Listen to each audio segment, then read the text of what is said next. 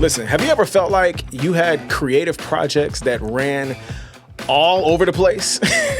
Like you're herding cats. You know, you're trying to keep over the documents and trying to remember all the recent updates and you can't remember things. You know, people are, texting you and tweeting you and DMing you, and some of them are using email, some of them are using snail mail, and it's just all over the place, right? Have you ever had that happen to you? Well, today I want to share some of my tips for getting unstuck in creative projects like this and running them more efficiently in a way that will save you time, money, and definitely sanity. All right, let's get into it. Get up, get crazy, let loose, set yourself free. Whoa, whoa, get up, set yourself free. Yo, welcome back to the GodFrame Show, the podcast where we share stories and life lessons to help you get unstuck and back to creating the art that moves the world. All right, I'm your host, GodFrame. I'm so glad you're here. Thank you for tuning in.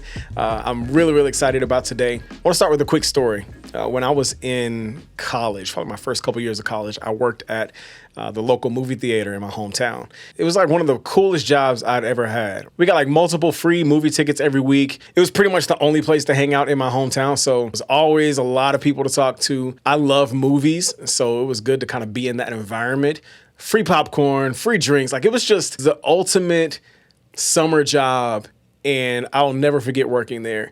But it wasn't always fun. There was one time in particular where there was this little kid and his mom. And, when I ripped their tickets to let them go into their theater, the mom was like, hey, just in case we need to leave early, are we able to get a refund? And I was like, yeah, sure, no problem. Da, da, da. We do it all the time. She was like, cool, because my son is on some new medication and it's been giving him an upset stomach. So we may need to leave early. I'm like, cool. No, I completely understand. Like, if you need to go, we'll give you your refund. No questions asked. It's all good. Right. So they go into the theater. Normal day at the movies, right? I'm sweeping popcorn. I'm talking to my colleagues. We're having a good time. And, I go to the back and take a quick break. When I come back, the lady is out in the lobby and she's standing near the restrooms. And she was like, oh my God, sir, I'm so glad you came back out here. I need your help. Can you please help us? I'm so sorry. She's like apologizing before she even tells me what's going on. She's like, I'm so sorry. I'm so sorry. And I'm like, ma'am, it's okay. What do you need? I'm here to help. And she was like, my son had an accident in the bathroom. So I was wondering if you could help us out in any way. And I'm like, sure, like, I don't know what I'm going to do, but I'll help. So I go back to the last stall in the bathroom. And when I open the door, I hate to laugh because I feel so bad for the kid, but I open the door and it's like something out of a horror movie. I cannot make this up. In horror movies when there's like blood all over the walls and it's like just to the extreme, this is how much boo-boo was on the walls. Y'all, I kid you not. I swear I'm not making this story up. There was poop smeared all over the toilet. I'm about to throw up thinking about it. There was poop all over the toilet seat, on the floor, on the stall wall, on the opposite side of the stall. I wouldn't have been surprised if there was dookie on the ceiling, but there was not. I was very surprised. But there was poop everywhere. And there was this poor little kid just standing there like, what do I do? He was poor guy. But he had it all on his hands. It was all over his clothes. And I was like, oh my God, like I am going to quit this job today. This is it. I'm turning in my resignation. I'm not fooling with y'all no more because y'all got dookie everywhere. All right. I'm not cut out for this. I'm supposed to be sweeping popcorn, not dookie. Right. So long story short, I think it took us like an hour to get it all cleaned up. She was able to get him a change of clothes from the store down the street. I helped him wash off and she helped him wash off. And then I like mopped everything up and I threw everything in a huge trash bag and threw it all away. And all was well in the end. But man, that dookie was the most disgusting thing I've ever lived through in my entire life. And I told you that story, not to make you throw up, but to tell you that just like the poop on those walls, sometimes our creative projects can be all over the place. Like you've got deliverables over here and you've got communication all over here in 5 different platforms. You got deadlines being dropped. People don't know what they're supposed to be doing. People are confused. Like there's so many things that can go awry with creative projects. And I'm here to tell you and encourage you that there's a way to run your creative projects in a way that reduces stress, that makes you and your team and your clients happy if you have clients, and it keeps you happy and prevents you from losing your mind and pulling your hair out, all right? There's a better way, I'm telling you, to run your creative projects. So today I want to give you some tips that I've learned in my creative career for running projects, whether you're working solo or you're working with a team or even working with a client team. All right, so let's get into it right now.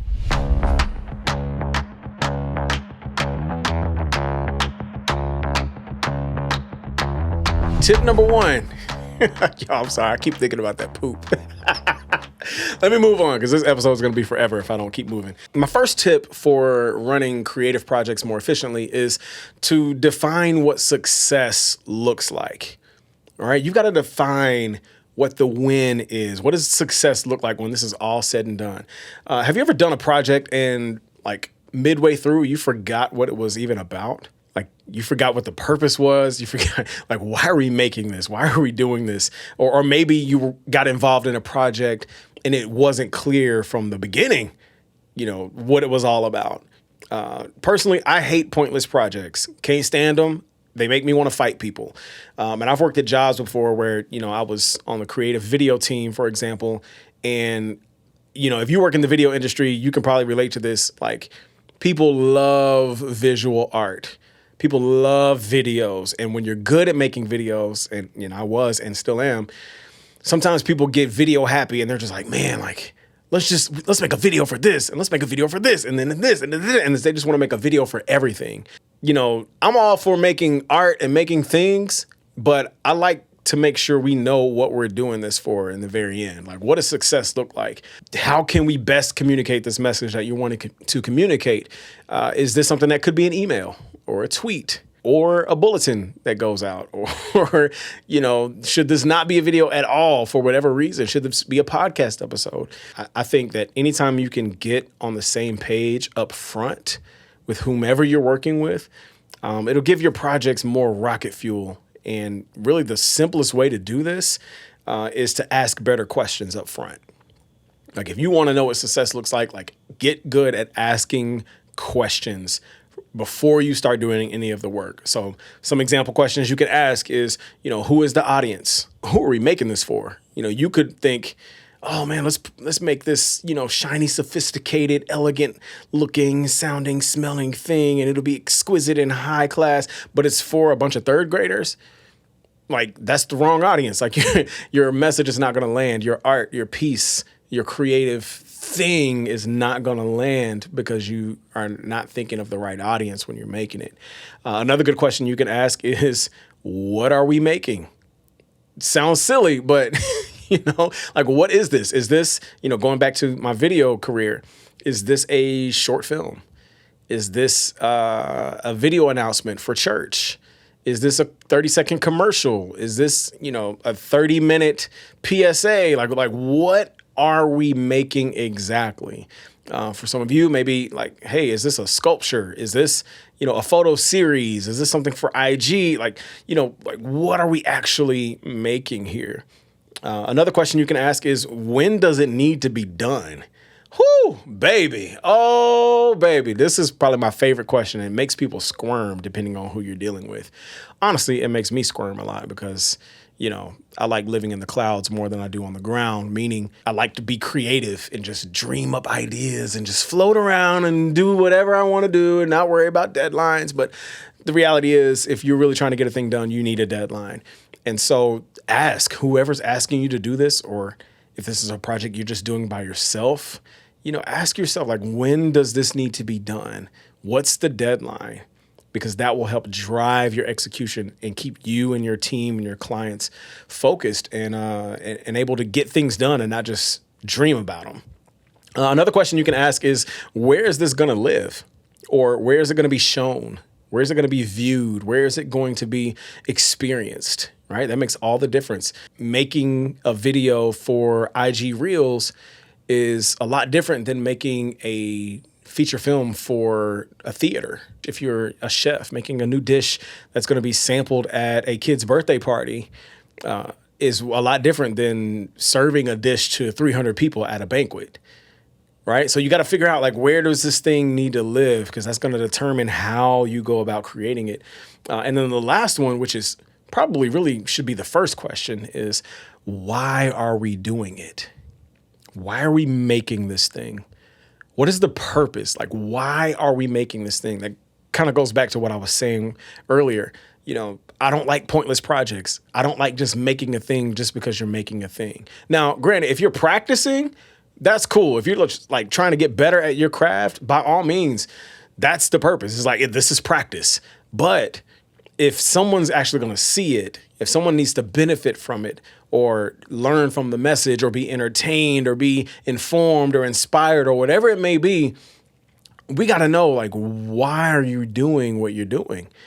Not just, just make us a flyer because we just want a flyer. No, like, what's the purpose? What is the purpose of this project? Right? So those are kind of some baseline questions, and I'm sure there are plenty more that you can use to ask that'll help you determine, like, what success looks like what the end goal is with your project.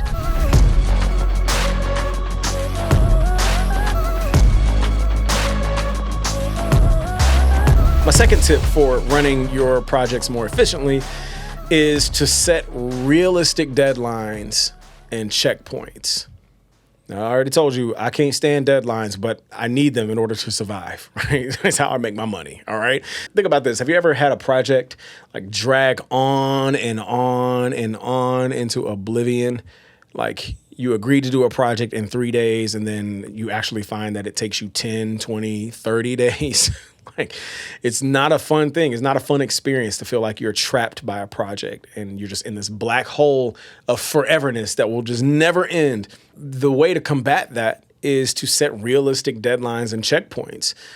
So if it's, for example, if the client or if your team or whomever has this big thing going on, 60 days from now, then they probably want their piece in their hands 30 days before that. I'm just making up numbers here, which means there needs to be some checkpoints. 10 days into the project, 20 days into the project, 25 days into the project, like all these little milestones to help check where you are in the overall process.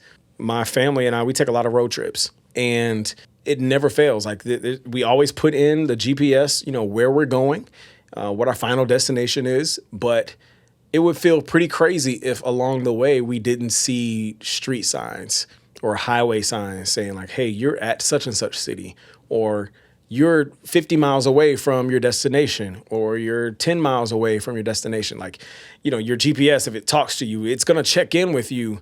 Hey, in 5 miles, turn right. In 20 miles, turn left. Hey, stay on this road for X amount of miles, because we need those checkpoints to know that we're going at the right pace and on the right track to get to our end destination. It's the same thing with our creative projects. You can't just say, it's due 3 months from now, and then never touch base with anyone for the next 3 months. Like, that's scary. Like, you either won't get the project done, or, like, I don't know. I can't even imagine, like, just catastrophic things will happen if you don't set realistic deadlines and checkpoints. And the reason I say realistic is because this will help you stay out of a lot of trouble, all right, with yourself, with everybody you're working with. And here's what I mean by that. Let's say someone asked you to write an article for their website, right? I'm just making up stuff. And you know for a fact that it usually takes you about 3 days to get a first draft done. What I would recommend doing is, if you know it usually takes 3 days, add a couple days of buffer in there, just in case something dumb happens, because dumb stuff happens. It's going to happen every time. I don't care who you are. I don't care how great you are, how professional you are, what big of brand you're working with. Dumb stuff is going to happen. And so I recommend building in a couple days of a buffer. It's going to take you 3 days, add 2 more. Now you're at 5. And then maybe add a couple more just in case you don't feel like working on the project at some point, because everybody needs to rest. You need a breather. You want to hang out with your friends sometimes instead of slaving away at this project. So, you'll take a night or two off or a day or two off.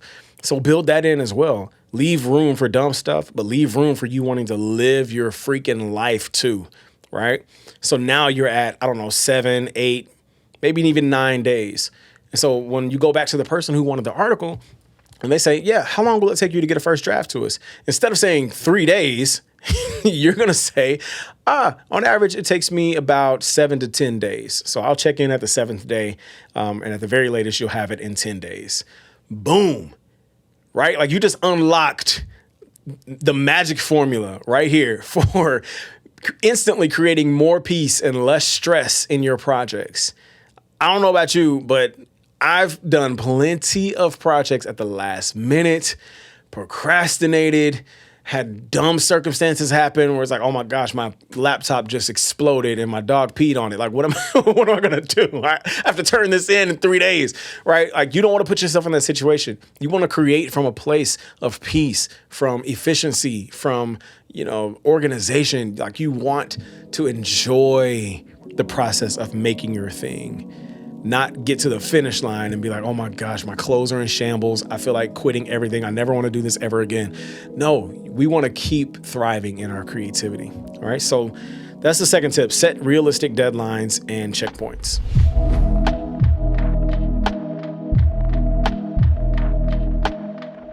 My third tip for running projects more efficiently is to create and use templates. Create templates. Research shows that the average adult makes 35,000 decisions a day. 35,000 decisions. Now, obviously, these are not all major life decisions, but itty bitty tiny decisions that half the time we're not even thinking about consciously. We're making 35,000 of those a day. And so if you're trying to create a project or create a piece of work and you're having to think about every single step, every single time you make that thing, it is going to wear you out, my friend. Your brain is already on hyperdrive all day anyway, trying to get stuff done, trying to make all these decisions. Don't make it harder on yourself by thinking through every step of the project every time, especially if it's a project that you do often. For example, I used to work at a church in Chicago, and, we had a lot of videos that we would make every week for, the Sunday morning broadcast, for the in-person and online experience. It was like a set of video announcements. So we would let you know what was going on in and around the church, any updates, any upcoming events, any inspiring stories. And so the format was pretty much the same every week, even though the content changed.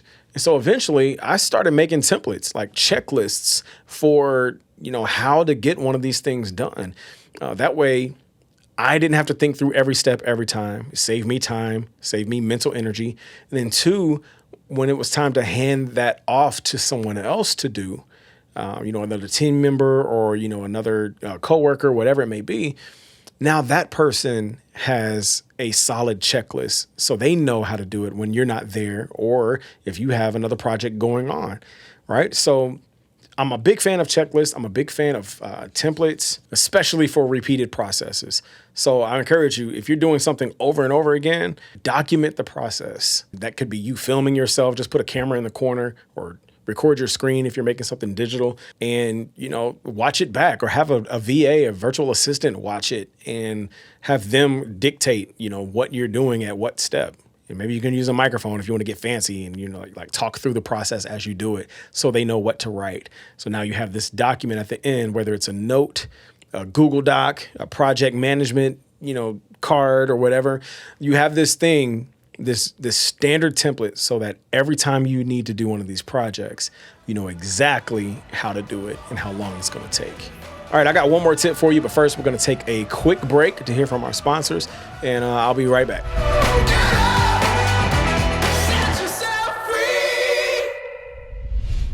This podcast is brought to you by Lamar Haley Entertainment, helping global brands and creators leverage music, film and TV, and digital content to engage audiences on a human level. Discover more at lamarhaley.com. Being a creator isn't easy. Whether you're juggling last-minute deadlines, working with difficult clients or team members, or you're just not feeling confident in the things you create, it's easy to feel overwhelmed, frustrated, and like no one understands what you're going through. Well, here at Team GodFrame, we got you. That's why we created the GodFrame mailing list, a weekly-ish newsletter full of stories, tips, and inspiration to help you thrive on your creative journey, so you can get back to making art that moves the world. Get that creative boost you've been waiting for from GodFrame straight to your inbox. Sign up now at godframe.com/mailing-list. Got a question you want to get answered on the show? Or you just want to give a shout out? Now you can. With the Anchor platform, you can record a personalized voice message for a chance to be featured on an upcoming episode of The GodFrame Show. Leave a message now at godframe.com/podcast.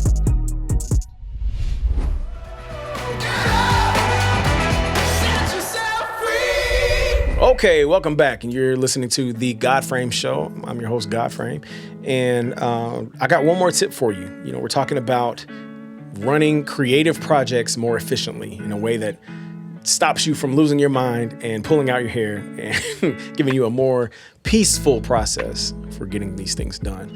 And my final tip for you is to streamline communication. This is probably the most important tip I can give you. Communication is everything in life, of course, but especially when you're running creative projects. Putting a thing together and making something out of nothing, it can be a very messy process. And when you involve other people, whether it's your team, your clients, your coworkers, collaborators, whatever it may be, things can get really messy really quickly. So that's when you start seeing, emails all over the place, text messages and DMs all over the place, Slack conversations that are everywhere, and Google Docs and all these apps and things. And it can be really hard to remember who's doing what and who's, what the status is, what the update, it can get crazy. And so my encouragement to you is to find a single source of truth, if possible. Sometimes it'll take one, maybe two, sometimes three, but I would recommend no more than three. But you need a single source of truth and communication when it comes to the project. So when I say source of truth, I'm talking about any supporting documents that go with the project need to go in there. Any agreements, any contracts, mood boards, inspiration boards, links to examples of what you're making, everything that needs to happen needs to kind of go into the brain of the project, if you will. So if anyone has any question at all, what are we doing again? No, refer back to the document or the app. What's the deadline again? Oh, go back to the source of truth. Oh, who's doing, this part? No, go back to the source of truth. It'll help everyone stay on the same page. And I recommend you get everyone to use the same tool if possible. I use Asana to run every single project, whether it's a music project for my music production company or a video project for my video production company. I am using Asana exclusively to manage it all. And I might do a podcast on that, at some point, or maybe a YouTube video. I don't know. But what this does, when you use a single source of truth and everybody's in the same tool, it helps you to measure progress. It helps you share updates easily. It keeps transparency amongst the team, keeps communication open. It's just a really good way to make sure that, the poop smeared on the wall in the stall, it keeps you from getting everything smeared all over the place, right? Your project will be in one place, one source of truth, and everybody will be able to operate their area in a peaceful and organized way.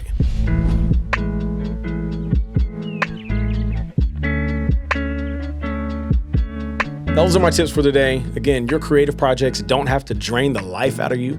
They don't have to make you crazy. I guarantee if you put some of these practices and these tips in place, you will be well on your way to running projects more smoothly and more effectively without losing your mind and enjoying the process. All right, so here's today's challenge. I want you to do some self-reflection, right? Whether this is you as a solo creator or with your team. And I want you all to reflect which of these 4 areas can you improve on, whether that's defining what success looks like, setting deadlines, using templates, or streamlining your communication.